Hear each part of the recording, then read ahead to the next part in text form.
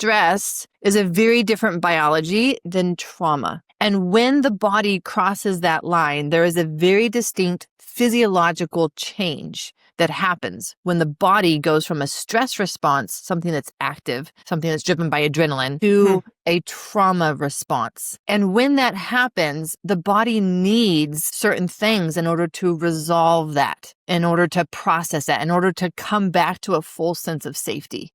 Yeah. Most people are not doing that. And so then the body gets stuck in this ongoing sense of, well, I think that the danger is still there. And this is what creates the trauma biology over time.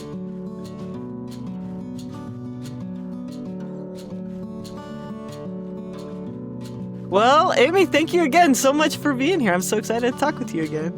It's really fun to go into the science with you, Emma, so it's really a pleasure to be back. Yeah, and we're going to jump right into the biology of trauma. You just wrote a book on the biology of trauma, right?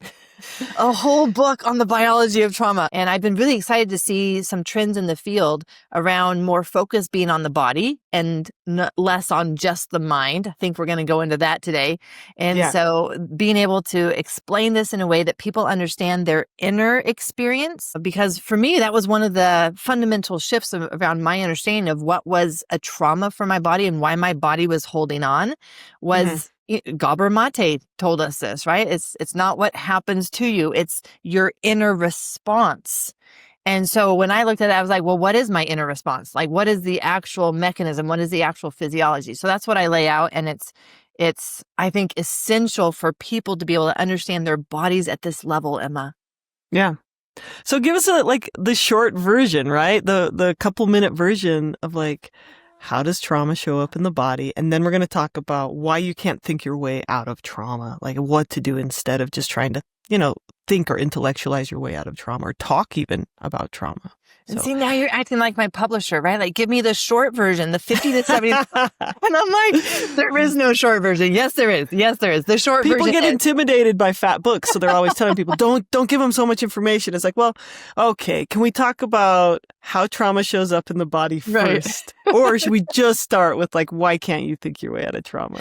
Yes, which is why I've already created a workbook that goes along with my book that people can find on my website.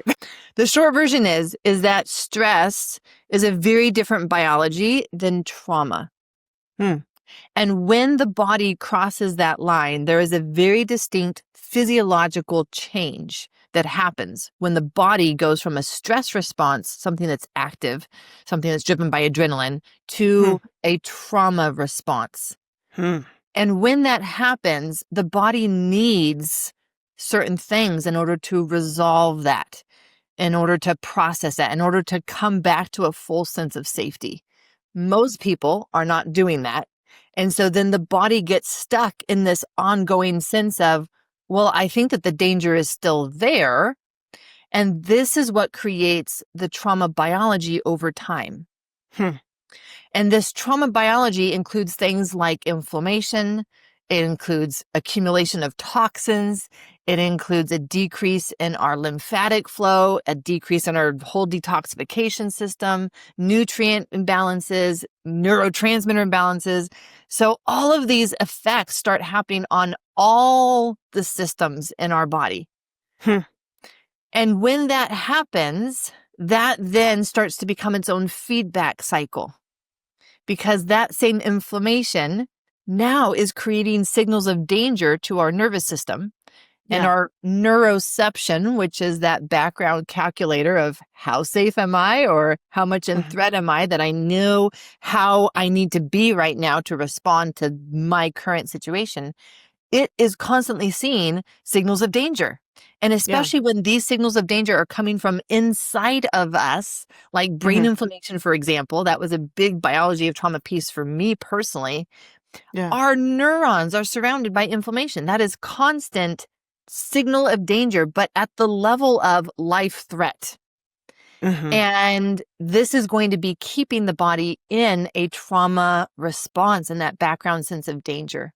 Okay, let me pause you there because Yep. Yeah, this is like really important to understand. So, like when I experience stress outside of me, like, oh, I've got 500 emails, right? That's Then stressful. my body's going to pump out like an adrenaline response. So that outside trigger or that outside stimulus gets interpreted as dangerous. And then my body responds with a physiological response. When we experience trauma, our body responds with a different physiological response, which I'd like to dive into. Like, I'd like to hear more about like how you see this, but it includes inflammation, it includes like a shutdown response, it includes muscle tension or whatever else is going on, like an immune response as well. And the interesting thing is that our body can also perceive a threat from our body itself. So if we think about this not from like a like a psychological trauma perspective, but like if I looked down at my leg and I saw that it was like pointing at a funny angle and blood was coming out of it and bones were coming out of it. If I looked at that and perceived, oh, there's something wrong with my leg, then that would trigger a psychological response. Oh my gosh, I broke my leg. Even if like maybe the pain hadn't come up yet.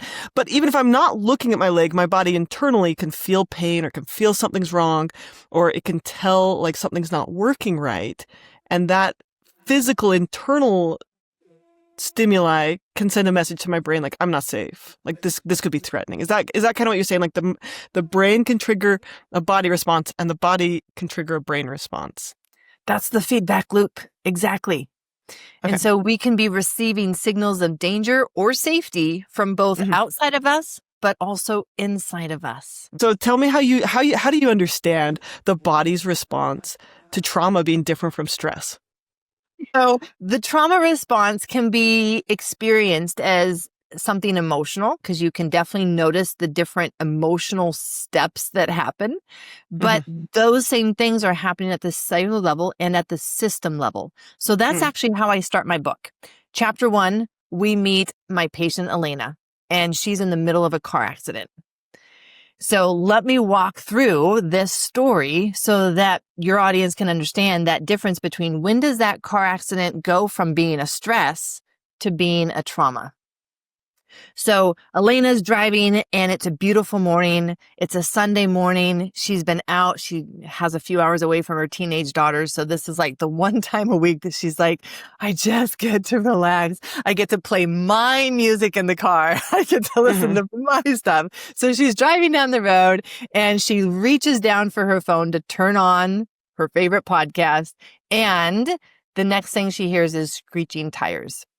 So she quickly looks up. So that is the first step of our inner response to something that will eventually become a trauma. It's the startle. Now, you mentioned the startle as when you look down at your leg and you're like, the bones are sticking out. That's not right. That's a startle. It's that first moment when we realize something's not right here. But in that startle, we actually only have about 15 seconds. And so the physiology of that inner experience is mediated by a hormone that's called noradrenaline. It's a sister to adrenaline, but it's noradrenaline and it is prepackaged, meaning it doesn't have to be made because you need to jump in that startle moment. That's what a startle is. We've got to jump. If we had to make that hormone first, we wouldn't be able to jump so quickly. We jump before we even realize that we touched the hot stove. I mean, I remember a time I was out hiking and I had jumped before I realized I had heard the rattle. Like I'd stepped right next to a rattlesnake and I had jumped and realized, oh, that was a rattle I heard. Like that's how fast that response can kick in, right? Isn't that amazing? Like the body is designed, its anatomy is designed. And so the anatomy for, let's call this now activation. So this activation of energy is mediated through our sympathetic nervous system. Yeah. And the sympathetic nervous system is the chain of nerves that runs down your spine. And the anatomy of it is designed to be the fastest bullet train that you have in your body. The vagus nerve, it doesn't communicate messages that fast. The sympathetic nervous system is designed to be able to make you jump before you even realized that it was a snake. Yeah. Which means it's also not always accurate, right? Like it's fast, but not always accurate. Well, that is true. And then we get to talk about the pre-existing state. So one of my favorite chapters to write, chapter 11, the gosh. pre-existing state. Who are we before something happens? That's actually the largest determinant to whether something will become a trauma or just a stress for us. Because our nervous system is already programmed. We're not coming into that experience. You're not coming into your hiking experience having never hiked before, having never heard a rattlesnake before. You're coming in with some programming already there. Yeah. So it's just acting on that programming that's already there. That makes a lot of sense. Being the biggest source of our programming. That's right. Yeah. And like from my perspective, also our programming, I think about this all the time and I don't even know how to describe it, but like my cells contain information from every one of my ancestors. Generational trauma. Everyone, and not just trauma, but growth and knowledge and love and wisdom and guidance too. But like, I feel this intense connection to them. And I don't know if I'd ever heard a rattlesnake rattle, but I mean, you could call this evolution. You could call this a spiritual connection, but like my body knew what to do with that sound. And this is one of the principles that I really wanted to highlight for people is that your body knows what to do. If it's not doing what it was naturally designed to do, then something's blocking it. And let's go find that block. Interesting. Okay. So sympathetic response, very quick. I know. It's also predisposed by our previous learning, whether that's in our cells or in our experiences, our attachment, our early childhood, all that stuff. Okay. Yeah. Okay. So your friend got in, she hears the screeching, startle response, sympathetic reaction. She looks up. She looks up and she immediately goes into action without even thinking about it first. So her hands go to the steering wheel and she starts turning. She starts trying to brake. At this point, her nervous system confirms that it's a real danger. A car is coming towards her. Yeah. Okay. If she had looked up and it was like, no, the car is over there, it's no threat to me, her body would have been able to come out of that startle and return back to but I'm safe. So this is an escalation to the next level of survival response. This is a real problem. It is a life threat, and I need to respond to it. And so all of that sympathetic response happens. The heart beating fast, the sweating, the fast action, but the fast thinking.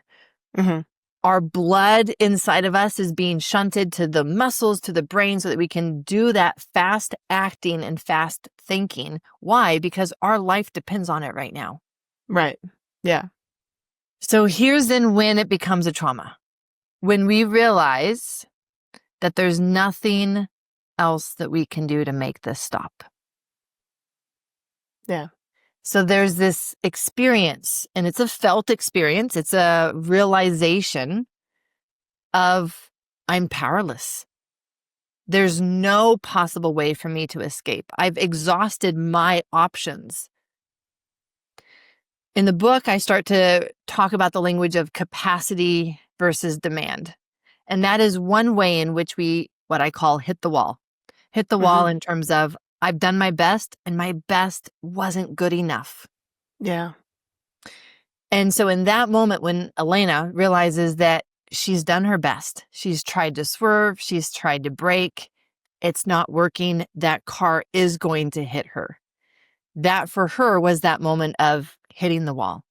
So what does she do? She does what many of us do. She paralyzes. Yeah. She just stares at the car that is now going to hit her, knowing that there's nothing else that she can do.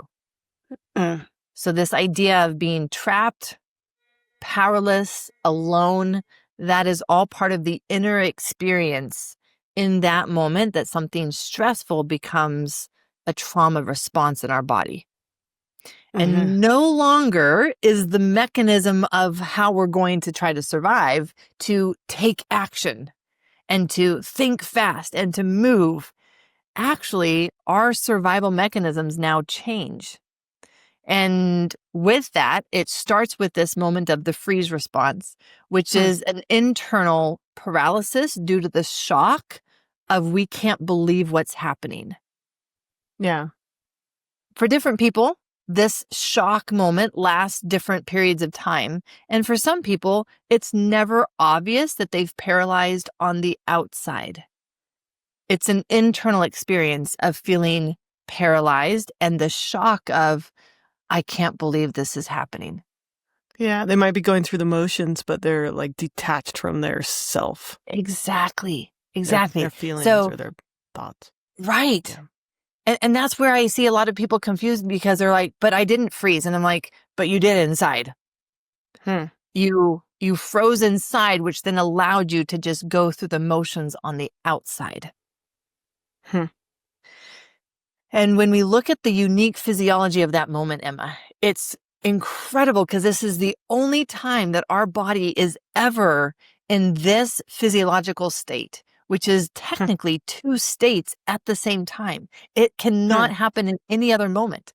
Two states at the same time where if we're going to call the activation, that sympathetic, that adrenaline rush, the foot on the gas pedal.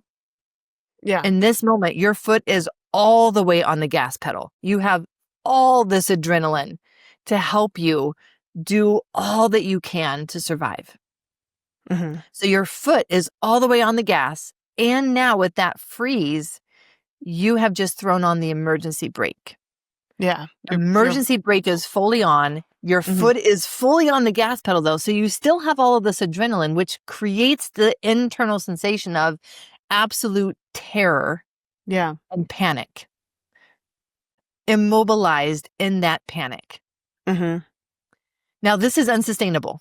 And every person who's driven a car will know that you don't have the emergency brake and the gas pedal on at the same time because you're now just wasting gas. Yeah, and burning out your brakes, like your car is fighting itself, like things are breaking inside of your car. Things are breaking. Yeah. So what the body does is the same thing that a car will do. It will just shut down and go into the full brake mode. And that's this last piece of the trauma response is, I call it a shutdown. It feels like a collapse. It feels like the shame. This is the dorsal vagal response because now the sympathetic has turned off and now we're just in dorsal vagal. But for a moment there, we are both fully in sympathetic and dorsal vagal. And then the body says, I need to conserve energy now. That is my new survival strategy. I need to take my foot off the gas pedal because I'm just burning through my energy if I keep it on. We just need to be in brake mode. Yeah. Well, that makes sense because if there's nothing you can do to solve the problem, keeping your foot on the gas doesn't work anyway. It's a waste of energy, right? It's burning up your resources and you're exhausted usually or worn out. Or and that's tried. the sensation of exhaustion. And that's why I remember the very first time that I was able to watch myself go into a trauma response as if I were watching someone else. And I had never been able to detach myself enough from my internal experience to be able to watch and be like a curious scientist and be like, isn't this interesting? Look at what Aimie does now. But I remember it. And I'll tell you that it was a moment that I learned so much about myself and my internal experience of what it feels like to have that dorsal vagal response come over and the immediate shift to a low energy state that happened. I went from a really high energy state. And I'll tell you what happened. I was in general surgery residency and residency, especially in general surgery residency, you are expected to do a lot of work and you have the attending physicians who are overseeing you and they are mentoring you, training you, reprimanding you, all of that good stuff. So I don't even remember what I did, but it was clearly not what my attending physician had wanted me to do. And so I'm rushing around and I come into the OR and here he is. And he immediately turns around and he's standing right in front of me and he's tall, he's big. And Emma, he had these blue eyes. My father had blue eyes. And I immediately just felt like I was that little girl standing in front of my father. This was no longer the adult Aimie standing in front of her attending surgeon. This was little Aimie standing in front of her father, who once again, She Mm. had messed something up. She hadn't done it right. And he was reprimanding her, and all of the feelings that were part of my family dynamic growing up of Yeah. I'm not worth anything. I'm a failure. And noticing how fast my energy went from busy, busy, busy, busy. We got to get all this stuff done. Oh, shoot. He's already in the OR. I'm late. Rushing in. And then just this absolute, I could feel it wash down my body. And it turned into this collapse where now all of a sudden it felt hard to even stay standing up. You felt so heavy, right? Is that what you mean? If I could have, I would have just, sat down, curled up, fetal position.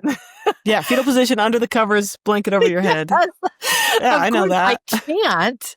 And so what he sees is I'm just standing there and I'm very stoic. I don't even know what he saw, right? Because I'm just perceiving this from my angle, but I definitely didn't freeze on the surface. There was no way that anyone else in that room would have been able to be like, whoa, Aimie just went into a trauma response right now. But on the inside, I could definitely feel the complete shift of my inner state. And now knowing what I had just studied about the nervous system, I realized my sympathetic system had just kind of short-circuited. And now we are in the dorsal, and I can feel that progression of the heaviness as the dorsal vagal communicates to the rest of my body. We need to shut down. We are possibly not going to survive this moment of being reprimanded. Oh, yeah. And it's actually changing my metabolism.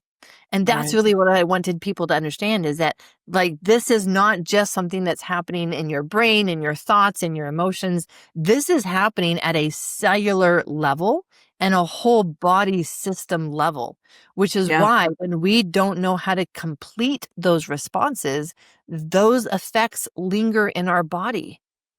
Yeah. So can we talk about that? Like what does it do to your metabolism? What does it do to your immune system? What does it do to your muscles? Can we talk about that?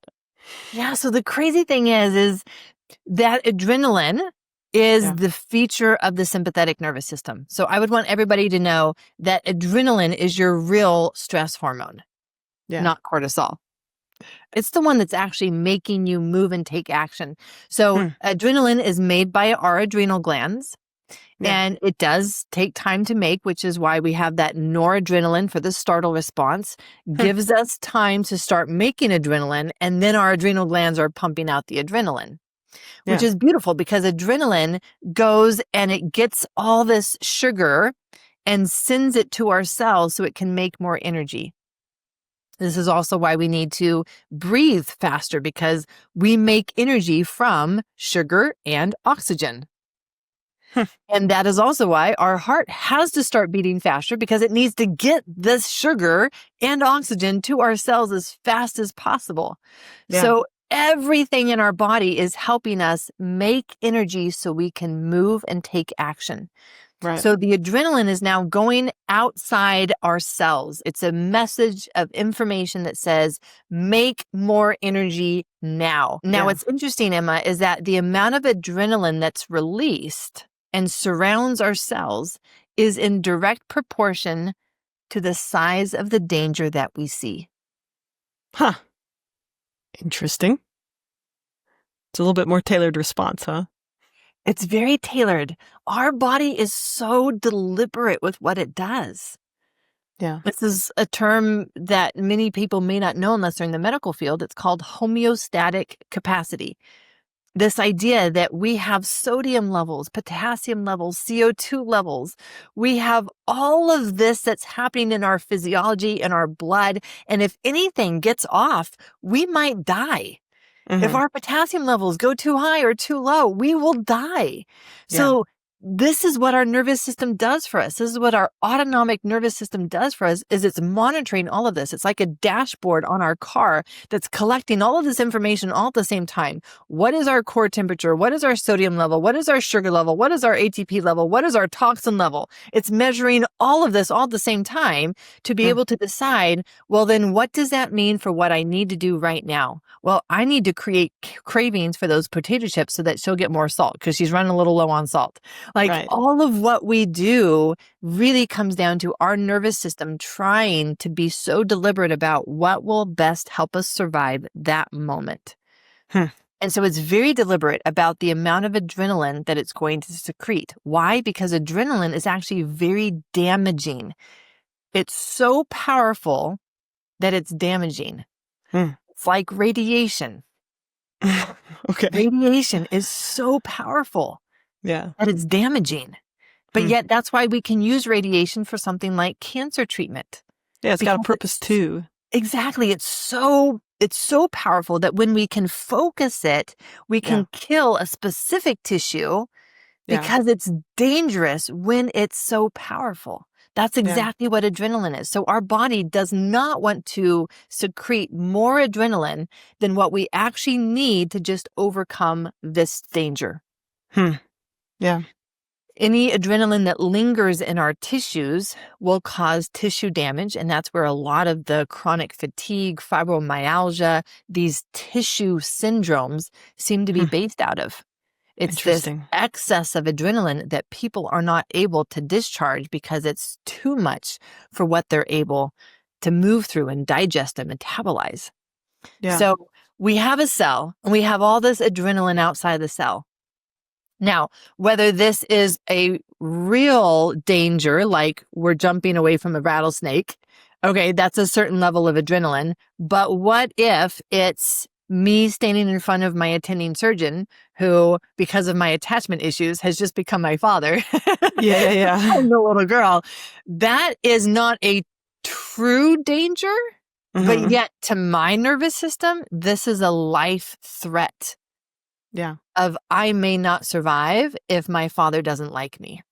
Yeah. If my father doesn't approve of me. Right.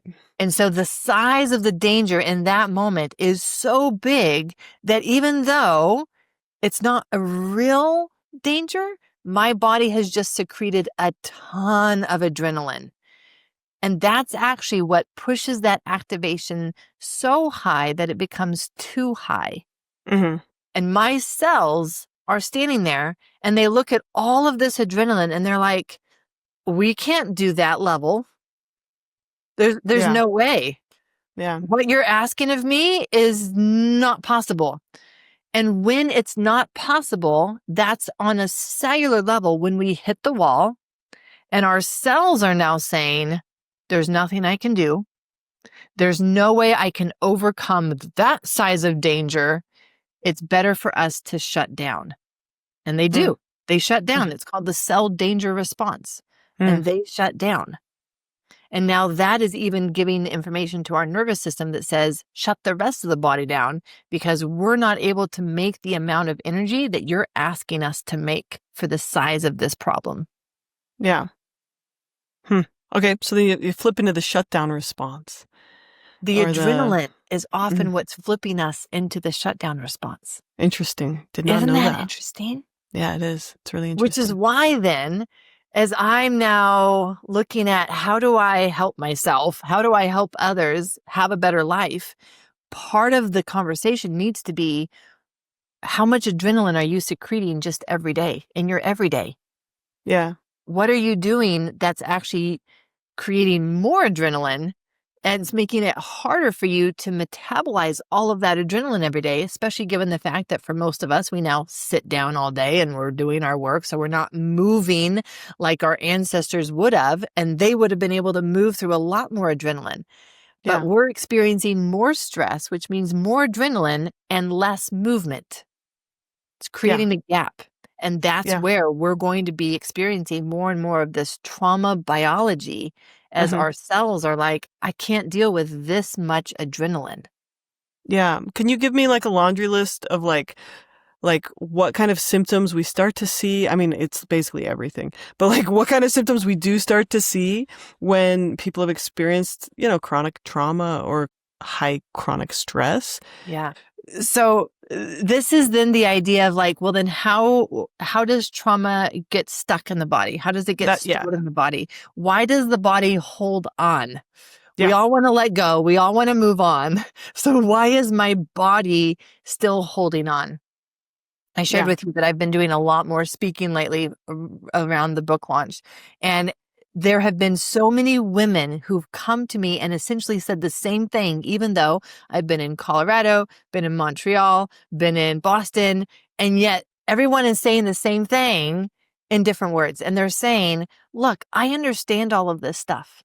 I've done enough therapy that I understand my triggers. I understand my responses. I understand my coping mechanisms. I understand my attachment. I understand it all. And yet my body is still under the impact and the effects of the past. It's still struggling. It's still getting sick. So I feel like my mind has healed. Yeah. But my body hasn't.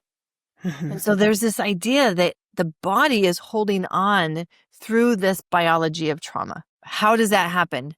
It's because once that effect happens where our body shuts down, and now in essence, we're removing the cortisol brake that would normally be a brake and protect us from adrenaline. The dorsal vagal response makes cortisol be ineffective in some of its functions.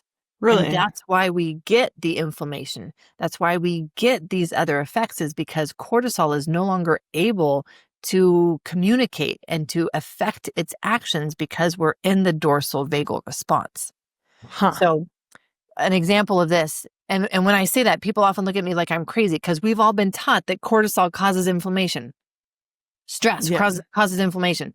Yeah. So I say, well, I remember when I was running the emergency room as a general surgery resident, and someone would come in and they were in an asthma attack. Their airway is closing. True life threat of inflammation. Yeah. What did I give them to decrease the inflammation? Epinephrine, adrenaline. Essentially, I gave them adrenaline and cortisol. Cortisone. Cortisone is a shot that many people get for their different health conditions that are inflammation-based, because cortisol shuts down inflammation. It doesn't turn on inflammation. It shuts down inflammation. Interesting. So what's happening is that somehow that cortisol is not being able to do its normal job of decreasing inflammation. And that's what happens when we go into the dorsal vagal response. It's the same thing that happens with our metabolism. It shuts down that metabolism. So it shuts down the protective effect that cortisol normally would have, where it would be protecting us from some of these effects from adrenaline. So this is part of then that longer effect on our biology, is now we're getting inflammation. Many are getting autoimmunity, where their immune system is now attacking themselves because things are falling apart. And more, you're seeing everything falling apart. It's never going to be just one thing. And that's why those with autoimmunity, the number one symptom that people with autoimmunity have, fatigue. It's because it's all related. It's nervous system that's been driving this. And so it's going to be seen in their metabolism and in their immune system, as well as their digestive system. Let's talk about their digestive system. And so that's why we can look at all of the systems are going to be affected. And that's really one of the key hallmarks for how to recognize that the body is holding on to things from the past, is that it's multiple systems that are affected. It's not just your digestive system. It's also going to be your sleep. You're feeling anxious. You're feeling all of these things. Yeah, like your eating will get disordered, right? You'll lose your appetite, or you'll have too much appetite. You won't feel hunger and fullness in a normal way, right? Your energy levels, your muscle tension, back pain, chronic pain. Right. And even we take someone with chronic pain. It's not just chronic pain that's wrong in their life. Yeah, it's not just a physical injury, right? It's like there's something else going on with their nervous system. Right. It's both. It's often both. Yeah. So that was, for me then, what I started seeing was the patterns, Emma. So I started seeing patterns. And this is what I was trained to do, because I'm trained to diagnose someone with appendicitis, for example, based on patterns. I'm going to see patterns in your symptoms, patterns in your lab results, and then I'm going to go to imaging and there's the final pattern. This pattern is this diagnosis, which is this treatment. So I started seeing these patterns that told me this is nervous system driven. That's a dysregulated nervous system. It's stuck in that survival response, which really will just loop us between stress activation and the trauma shutdown. That's what I wanted to ask. Like, because people alternate, right? They flip between like trying and doing everything and being busy and running and avoiding and fighting people to like, I give up. I can't anymore. And you see that flip a lot. They do. And it's also because when we come out of that shutdown response, we go into the stress response. We don't go immediately into the parasympathetic. We go back into the stress response from where we came from, but we're not having the capacity. We haven't changed anything. And so we're still now experiencing all of this adrenaline, all this stress. We don't feel like we're capable. So we shut back down. So it literally does become this loop of stress, overwhelm.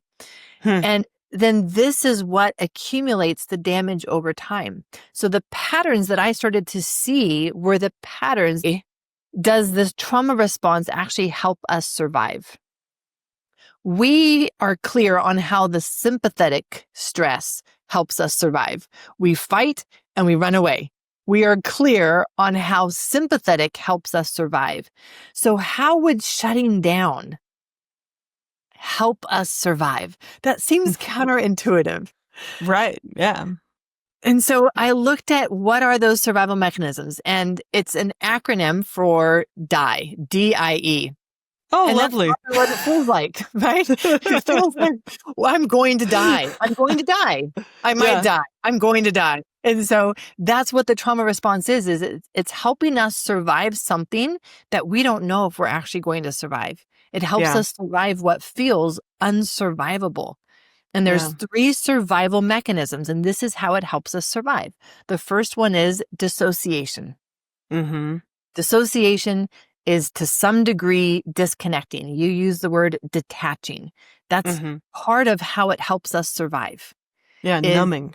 Numbing. If we were to actually feel all of those feelings, that might do us in. So I saw a video of this gazelle that ran away from a cheetah. The cheetah catches it. The cheetah's chewing on the gazelle, and the gazelle is not dead, but it's perfectly still. And I guarantee you at that moment, its survival dissociation response made it numb out. Then a hyena comes in, fights the cheetah, the gazelle pops up, runs off. And because it held still, the cheetah left it alone, right? Like, long enough for it to escape. And because it was dissociated. And it could only hold still because it was dissociated, right? Yeah. Because like that numbing response is a survival protective to like inescapable threats. A threat it couldn't escape then. Exactly. And it survived because it just didn't bug the cheetah for a minute. And then the cheetah, right? Like, anyway. This is the counterintuitive part that can confuse us as humans who have a logical brain that we're like, why is my body shutting down? And it's like, come on, like just reactivate, right? Yeah. Right. That's what I would prefer to do. Always. I always prefer to be in an activated state and being busy and doing stuff. Busy activity. Yes. Yeah. And this idea that giving in and giving up is actually the surrender that helps our body not care what's happening. So we save our energy.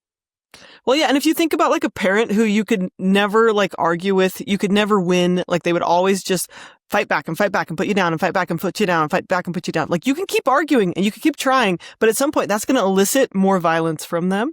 And just like, fine, I don't care. I give up. It's like a pretty adaptive response if you're in an impossible situation like that as a child. And that's it, right? Like in those impossible situations, that is how we will adapt. We will feel like we don't care anymore. What happened? Fine, I don't care. I don't care. Yeah, very adaptive. Stops your parents from criticizing you anymore or beating you anymore. Yeah. So that's the dissociation. The next piece is the immobilization. We've talked about the freeze response. We've talked about how that freeze actually starts to help us conserve energy and not use up energy. So that is one of the ways in which the trauma response actually helps us survive. It actually stops us from being able to take further action. The last piece is this E, so the energy depletion, energy conservation. And this idea that that is how we survive. The only way that we are going to survive is if we can conserve energy now rather than utilize energy like in our stress response. So take those 3 survival mechanisms and now make them chronic. So now you're living disconnected, whether from yourself, from others, from the world. You're just going through the motions, but you're not really experiencing or definitely not happy with your reality, but you just kind of don't care anymore. Then you take that immobilization. What's that look like chronically? Well, that's our chronic functional freeze.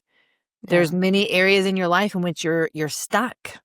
And as you go to experience new levels of expansion, your body's like, no, that doesn't feel safe. We're going to stay small to try to stay safe.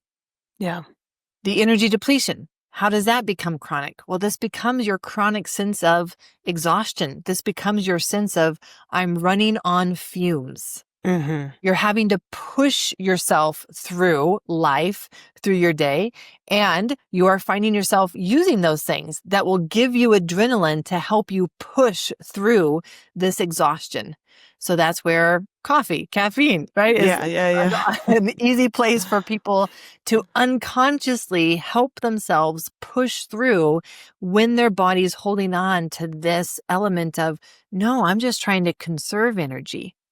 Yeah. But what happens is that when this becomes chronic, those 3 survival mechanisms then become the dysregulation of our nervous system. And so now our nervous system is chronically dysregulated. And when we look at what does that mean? Dysregulation for me means, how do you respond to problems? How do you respond to change? If your nervous system is dysregulated, it will either overreact or underreact. Yeah, so if you have like a chronic response, like dysregulation is like if you have a chronic fight response, it's like you're going to see things that don't need a fight as like someone's out to get you, someone's attacking you. Like these are the road ragers, right? These are the people who like every time someone's like, "Hey Emma, could you do this?" "Well, I did it already," or like you don't even notice the good things I do, right? Like that's all like of that. So we're dysregulated when we aren't adapting to each situation in like a really like healthy, appropriate way, but we're stuck. We're stuck in like, oh, I'll just quit. And we quit way too easy. Or, oh, I'm just going to fight everyone off. That's more an activated state, right? But. And you, with your background, you normally think of that as like, let's look at those emotional responses. I, as a physician, am looking at the physiological responses. So when someone walks outside and it's a temperature change, maybe it's a really hot day, their body is supposed to adapt to that change. And guess what drives that adaptation? Your nervous system. And so does a person not have that healthy response to just the right amount of sweating at the right time to keep their internal physiology balanced? A big aspect around their internal dysregulation is their sugar levels. Sugar levels for so many people these days are all over the place. So high, going too low. And then they're developing the insulin sensitivity or the insulin resistance because of that sugar levels. And this is all part of seeing how the body literally has impacted our metabolism. And it's creating these overactive or underreactive responses in our physiology as well, not just our emotions, but in our physiology as well. And so then you take that and now you've got disconnection, immobilization, energy depletion. Now you add dysregulation chronically because those are creating chronic dysregulation.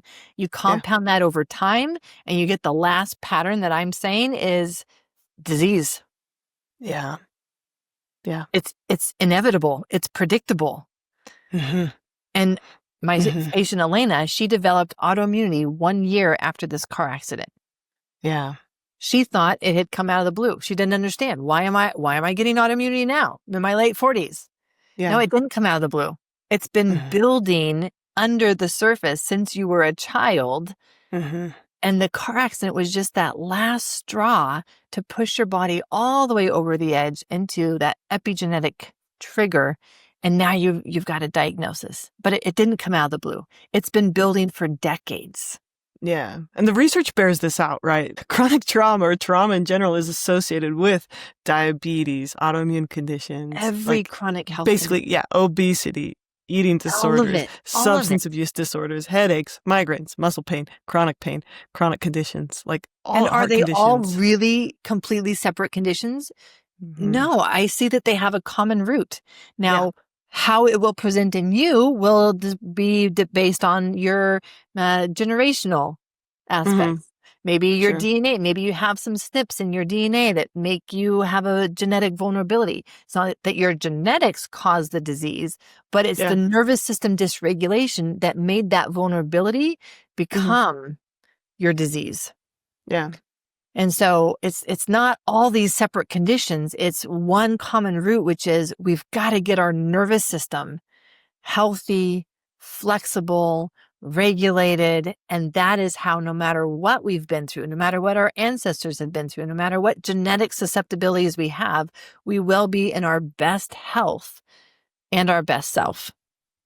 Yeah. Okay. I want to go into like, how do we do that? We don't have a ton of time, but I want to go into how we do that. But first, I have this like very random segue. When you were talking about like temperature regulation, I have this theory and I want to run it by you, and you tell me if you think this is like Emma being crazy and connecting the wrong dots or not. But, I think there's a lot of talk about how, kids these days aren't as resilient as they used to, blah, blah, blah, blah, blah. And I think there's like merits and not merits to this argument. Like kids these days are great too. But here's one of the things I wonder. More kids than ever are growing up in homes with temperature regulation, right? Like I didn't grow up with AC, but my kids are growing up with AC, right? Like more homes have air conditioning and heating. School didn't have AC growing up, right? Like it was hot in there sometimes, it was freezing in there sometimes, right? So here's my theory that if our bodies do not have a very broad spectrum for temperature regulation, that we'll have a little bit less resilience with emotional regulation. What do you think? Am I making stuff up here? I have not seen any research on this. I'm just like supposing. Well, I am going to support your hypothesis. And maybe we should do a proper study on this, Emma. I don't know how we would get all the control factors, but there are many places in the world that still don't have temperature control. So we possibly could do this study. But here's what I'm hearing you say is that really it's that building of capacity. Yeah. The building of capacity is only done through practice. That's right. Like experiencing a difficulty within your window of tolerance and then overcoming it, building that learned ability to like, like I can regulate my sadness. I can regulate my cold. I can regulate my heat to a degree, right? To a degree. It's all this. Yeah. It's the same nervous system that's regulating it all. Yeah. And my sugar, my insulin levels, my immune system response. Like it is, it's the same nervous system that's regulating it all. What now there is some research that we can extrapolate with some degree of confidence to say that your theory is supported by research. And that would be the research on the immune system, Emma. So they have shown that kids who grow up in a more immune controlled environment. There's no very clean environment. Yeah. Very clean environment. Yes. That their immune systems are actually worse off later on because it doesn't have the flexibility. It doesn't have that ability to adapt and respond because that's what it has needed to do since it was childhood. And it was built their capacity within their window of capacity. Yeah. Yeah. So this is the same thing that you're talking about, right? That goes for temperature control too. If your body never had to build those muscles of flexibility and adaptability, well, then it's a decreased capacity that will extend to all the other areas of your nervous system and its capacity to adapt to anything and everything. Yeah, and that's why I think we see this emergence of like cold water immersion and like Wim Hof stuff where people are really like stretching their nervous system capacity, and they're doing it with their bodies with physical challenges. But I think that does apply to like our emotional nervous system resilience. And I think when it comes to working with trauma and stuff, some people often think, well, what I need to do is decrease the stressors in my life. And that may be true. I need to like avoid triggers in my life. But the strongest indicator that someone's going to be more likely to be functional is that they're increasing their capacity and their resources, their physical, emotional, relational, mental resources to be able to like be resilient in the face of these stressors. So. And I see that as different phases of the journey. Yeah. The first phase we know is safety. Yeah, that's right. We have to start with create safety. Your safety. You have to. Like it all starts with safety. We can't just say, get over it. Like, you should be handling this. That never works. Exactly, right? Like, be resilient in the bad kind of way. That's right. So I'm glad you're clarifying that, because it's like we got to return to a sense of safety and security. It has to start with safety. But to your point, like that's where I then see people staying. I only want to stay safe, which means that I need to stay small to stay safe. And it's like, no, we got you as small as you needed to be to find your safety. And now let's build your window in which you can still feel safe enough and you can navigate more of life. Don't stay small to stay safe. Now the next phase is bringing in the repair so that you can build your capacity in these areas that your body is designed to have this expansion and this capacity building. Yeah. Okay. I love it. That's a very good clarification. Thank you. So let's go back to this. Like when we're talking about healing trauma, people are developing all of these biological changes in their body and their nervous system when they're dysregulated. And if we want to heal, we have to get more regulated. What do we do, Aimie? What do we do? Well, there's going to be many ways to help regulate the nervous system. And that's a really important piece. And that's why it took me so long to write my book, because it was like, no, this really isn't just about biology. I need to show how somatic work influences biology. I need to show how working with the different parts of you actually changes your biology, because it's all angles that we need to come from in order to have that final effect of regulating the nervous system. So for me, it's all about what will help regulate the nervous system, what will hinder the ability of the nervous system to be regulated. And if we're just looking at biology, since we're talking about that at this point, realizing that when I have low energy, my mitochondria are compromised, either because I haven't been taking enough magnesium or the other elements that are needed to make energy. I'm nutrient deficient. Well, that will create dysregulation because it sends a message to my nervous system that says, we have to stay small to stay safe because we can't actually make more energy. So any additional adrenaline and our cells are shutting down and saying, nope, can't do that. Yep. So we're looking at what aspects of our biology will help build that regulation or will block our ability to stay regulated.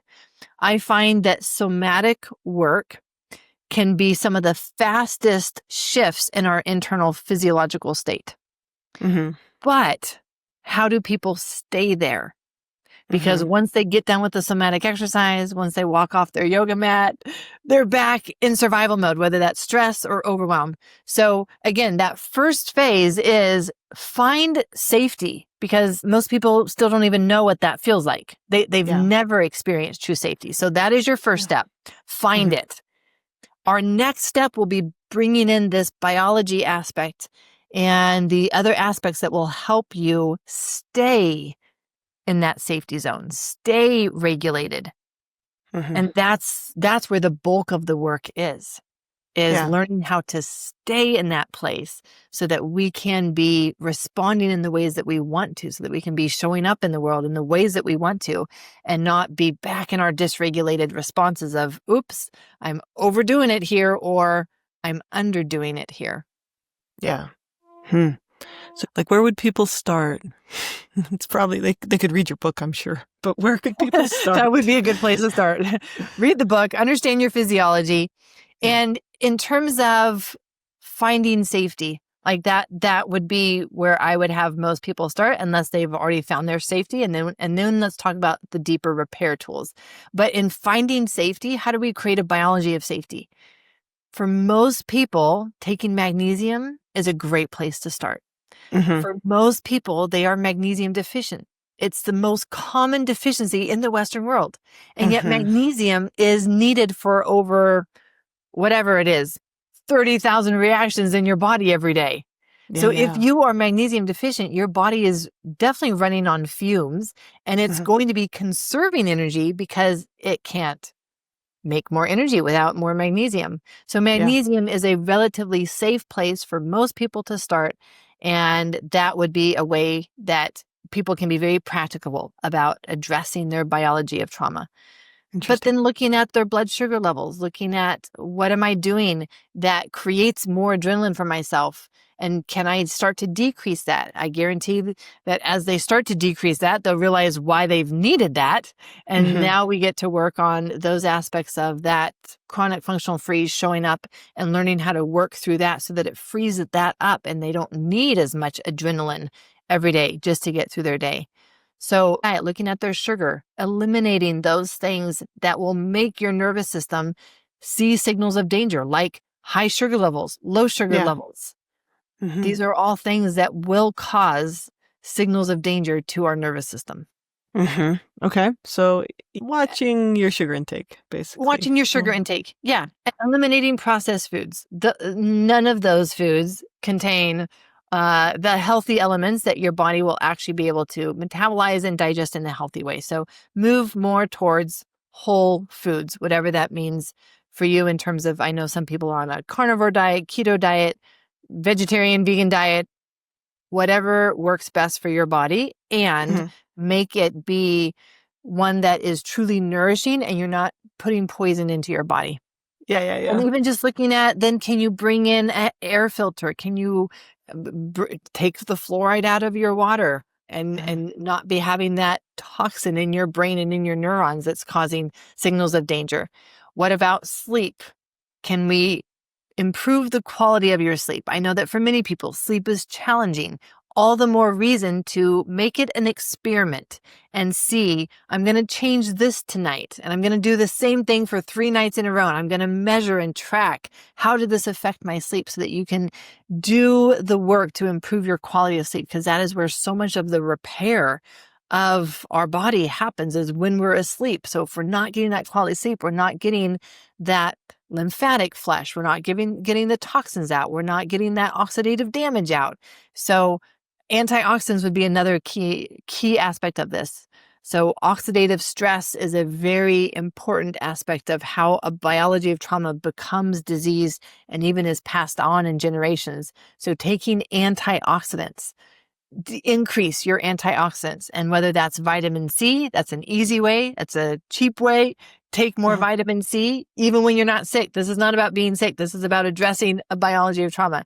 So take more vitamin C and just overall increase your intake of antioxidants. Blueberries and broccoli are some of the most powerful antioxidant foods we have. So eat more of those. Eat more of those.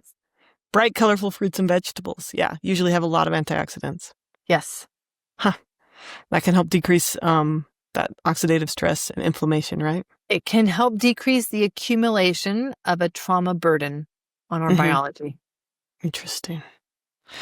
Well, that's all fascinating. I can't wait. I'm very curious to read your book. Haven't read it yet, so looking forward to it. I'm looking forward to having you read it and sharing your thoughts. Yeah. Can you tell my audience where to find it? Biologyoftrauma.com. So the book is called Biology of Trauma. They can find it on Amazon. They can order it there. I do have resources that go with the book that they can find on my website. So whether they purchase it on Amazon, they should still come to the website to get those resources. And that is biologyoftrauma.com. Cool. That's great. Thank you so much. Really appreciate you taking the time out of your very busy schedule to come share these things with my audience. And would love to keep talking for hours and hours, but got to wrap things up. So thank you so much. Thank you so much, Emma.